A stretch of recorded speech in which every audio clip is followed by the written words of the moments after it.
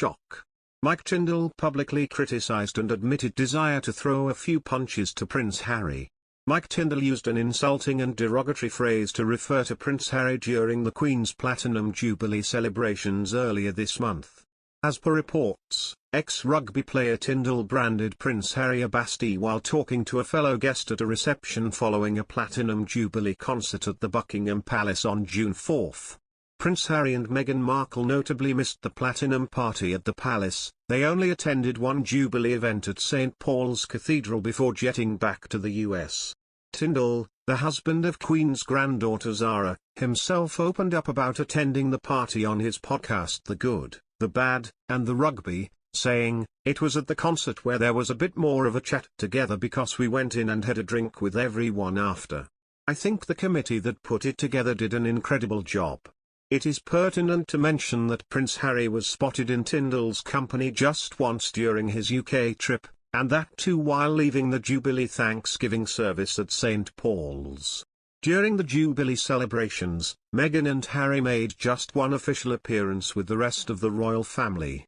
As the rows of royals exited the cathedral following that service, Zara paused near the exit with her husband to talk with those leaving the building. Television footage clearly shows them then approached by the Duke and Duchess of Sussex, who animatedly chatted with the Queen's granddaughter.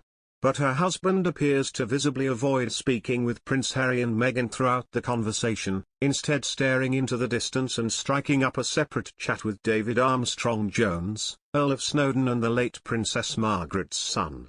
Prince Harry and Meghan then move away from the Duke's cousin towards the steps of the cathedral, without acknowledging the ex-rugby union player.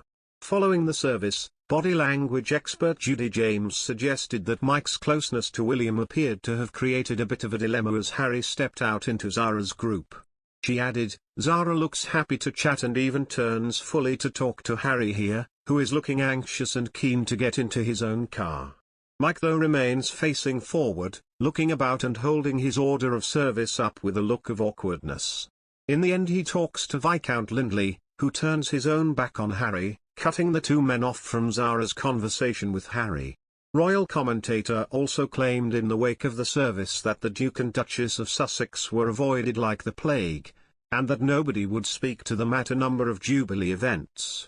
Lady Colin also told, "Between the booing and the cold shouldering that they got from everybody, my understanding is that by the time they left they were absolutely spitting bricks.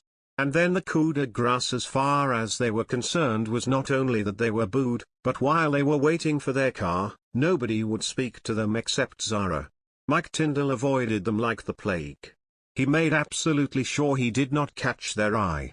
Mr. Tindal has previously joked that members of the royal family would like to throw a few punches at the Duke of Sussex. He made the comments during a Question of Sport live at the London Palladium back in September 2021. He was joined by former England rugby player Matt Dawson, who recounted a night out with Prince Harry and ex-teammate Ian Balshaw in Sydney in 2003. Royal expert Richard Eden said Balshaw and Tindal thought it would be amusing to throw a few punches at the prince to test how long it would take Harry's personal protective officers to intervene. Mr. Eden quipped, "A few seconds, it turned out." Mr. Tindal said, "At Balmoral, the family are now having the same conversation."